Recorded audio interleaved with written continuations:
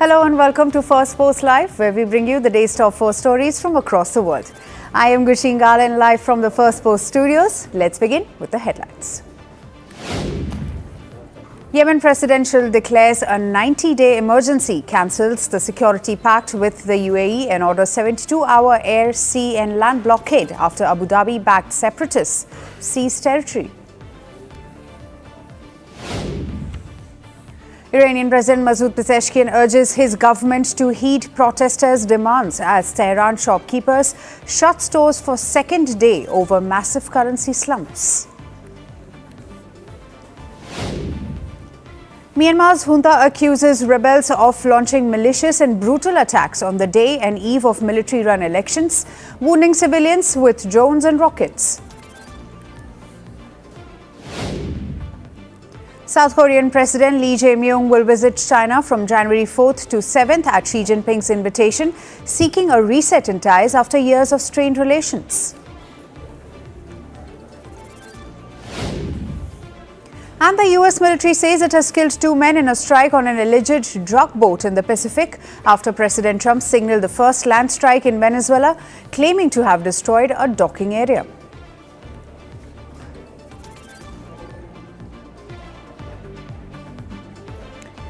We begin our show with the passing of a leader who made a mark on Bangladesh's political landscape and the Indian subcontinent.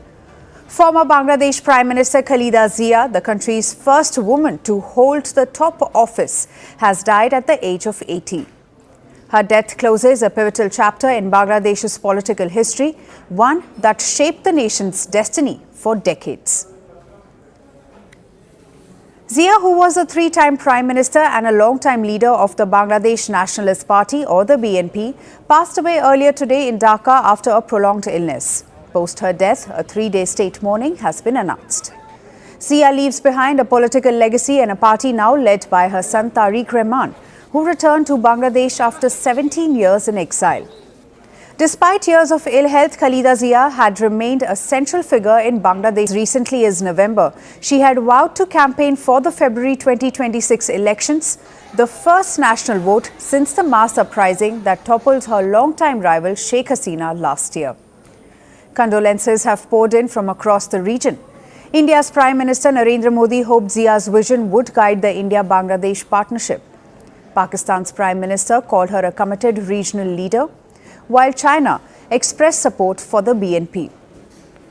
Born in 1945 in present-day India's West Bengal state, Zia's family moved to East Pakistan with her journey reflecting the mass migrations after British colonial rule and the partition. She entered politics after the assassination of her husband, President Zia-ur-Rahman, in 1981. But what began as the reluctant leadership soon turned into dominance. For a brief moment in the late 1980s, Zia and her future rival Sheikh Hasina stood on the same side of the history. The two leaders joined hands in a mass movement to end military rule in Bangladesh. Their alliance helped end the de facto military rule in 1990, clearing the way for the restoration of parliamentary democracy. But that rare unity was short-lived. Once democracy returned, cooperation gave way to competition and soon to confrontation. What followed was a political rivalry that would come to define Bangladesh for more than 3 decades, a rivalry famously described as the Battle of the Begums. This is an era which is over now. As we call it, the Battle of Begums is over. One of them is here in India in exile, and the other one has unfortunately passed away. She has not been keeping well, and it was really a matter of time. But this means that you will have an era of new leadership in Bangladesh, and which will be mostly male-dominated. Khaleda Zia went to lead Bangladesh 3 times. In 1991, briefly in 1996, and again from 2001 to 2006. Her first term was widely praised for efforts to improve women's education and social development. Her rise also marked a rare moment in the politics of the Indian subcontinent. In fact, in the 1990s, for a brief period, both Bangladesh and Pakistan were led by women prime ministers.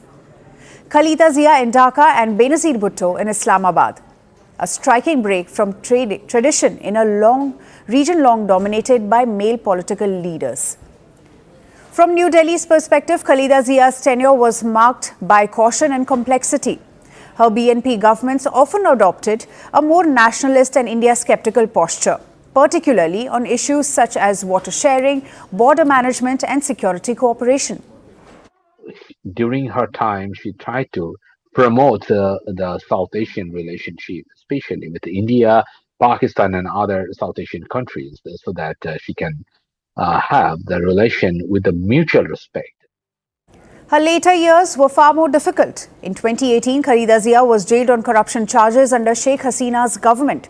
Charges her party maintained were politically motivated. She spent years behind bars, barred from travelling abroad for medical treatment as her health steadily declined. She was then released only after Hasina's dramatic fall from power in 2024. That moment appeared to offer Khaleda Zia a final political opening. But with her passing away, the spotlight now firmly shifts to the next generation of the BNP leadership. Khaleda Zia leaves Bangladesh at a turning point. With her party looking ahead to return to power in February, her son stepping forward and a nation preparing for its next political test. Moving on. New claims by Russia that Ukraine launched a drone attack on a Russian presidential residence have sent shockwaves and put fragile peace talks back into the spotlight, raising serious questions about truth, timing and intent. Russian President Vladimir Putin held a phone call with President Trump yesterday. In that phone call, he claimed that Ukraine had attempted a drone attack on one of his official residences. Now, the call, which was held on Monday, was the second conversation between the two leaders in just 24 hours. The allegation was quickly amplified by Russia's foreign minister, who echoed Putin's stance and warned that Moscow's negotiating position would now change. According to the Russian foreign minister, as many as 91 drones were launched towards the residence, all of them intercepted and destroyed by Russian air defense systems. He claimed there were no casualties and no damage, but offered no evidence to back up the accusation. The residence in question here is Putin's heavily fortified Valdai presidential residence in northwestern Russia. In fact, it is also worth noting that in his statement, the Russian foreign minister did not say whether President Putin was even present at the residence at the time of the alleged Ukrainian attack. But despite the lack of proof, the Foreign Minister Lavrov said Russia has already identified targets for retaliatory strikes, a language that immediately raised alarm given the delicate state of peace talks. Meanwhile, Ukraine has flatly denied the accusation. President Vladimir Zelensky dismissed it as typical Russian lies, accusing the Kremlin of manufacturing a pretext to continue attacks on Ukraine and to derail negotiations. Zelensky pointed out that Russia itself has previously targeted government buildings in Kyiv, suggesting Moscow's outrage rings hollow. India's Prime Minister Narendra Modi has reacted to the claims, saying that he is deeply concerned by the reports. The controversy has also pulled the United States squarely into the spotlight. President Trump confirmed he spoke to Putin again after meeting Zelensky the day before. I had a very good talk this morning. I waited till this morning because it was pretty late by the time we finished, like 2:30 in Russia, 2:30 in the morning. We had a very good talk. We spoke at 8 o'clock in the morning hour time. Now, asked whether US intelligence had verified the alleged drone attack, Trump said it was possible it never happened, but added that he believed Putin's account. He also said he was very angry about the situation. Yeah, I don't like it. It's not good. I heard about it this morning. You know who told me about it? President Putin told me about it. Early in the morning, he said he was attacked. That's no good. It's no good.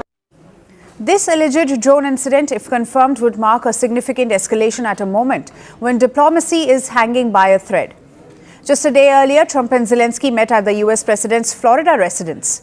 Ukraine said it has agreed to 90% of a US drafted peace plan, including provisions for post-war security guarantees. But major obstacles remain, including the issue of territory. However, Trump struck a positive note recently and said that peace talks are in the final stages, a claim echoed by the Kremlin. Zelensky, meanwhile, said the US is offering Ukraine strong security guarantees for 15 years, though Kyiv wants a longer commitment. He has also proposed a high-level meeting with the US and European officials in the coming days.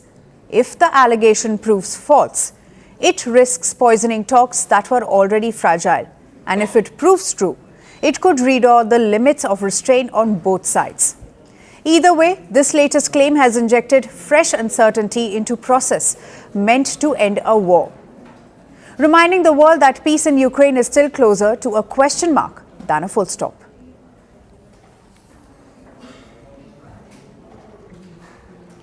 Let's shift our focus to the United States. President Donald Trump hosted Israeli Prime Minister Benjamin Netanyahu at his Mar-a-Lago residence in Florida. This was Netanyahu's sixth meeting with Trump in 11 months, highlighting the close ties between the two leaders. Both publicly praised each other, but their differences over issues like the West Bank and the stalled Gaza peace plan were also visible. Netanyahu arrived in Florida on Monday afternoon, marking yet another high-profile visit since Trump returned to office on January 20th this year. The meeting came at a time when the Gaza ceasefire is fragile, regional conflicts are expanding, and Washington is recalibrating its role across the West Asia. On Gaza, Trump issued a blunt warning to Hamas, saying the group must disarm or face severe consequences. Trump claimed that even countries that once backed Hamas are now unwilling to tolerate the group remaining armed. The remarks come as negotiations over the next phase of the Gaza ceasefire remain stalled, with Washington keeping the focus firmly on Hamas's disarmament.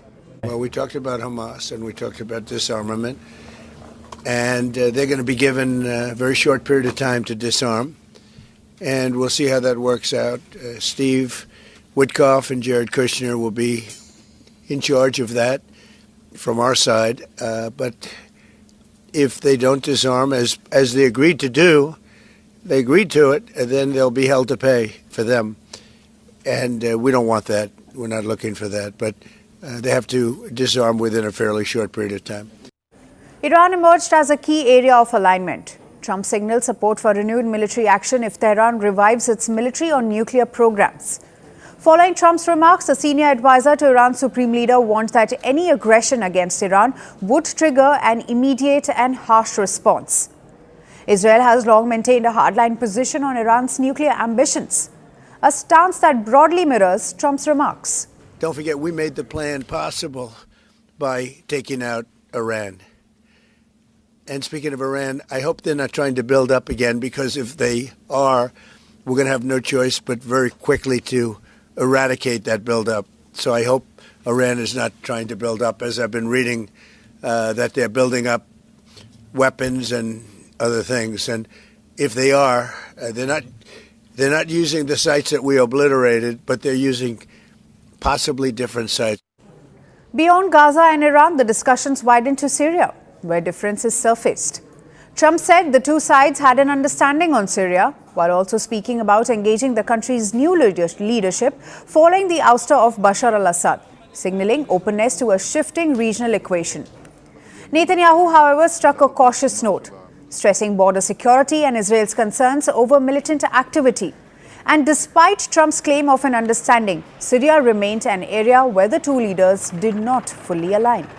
Our interest is to have a peaceful border with Syria.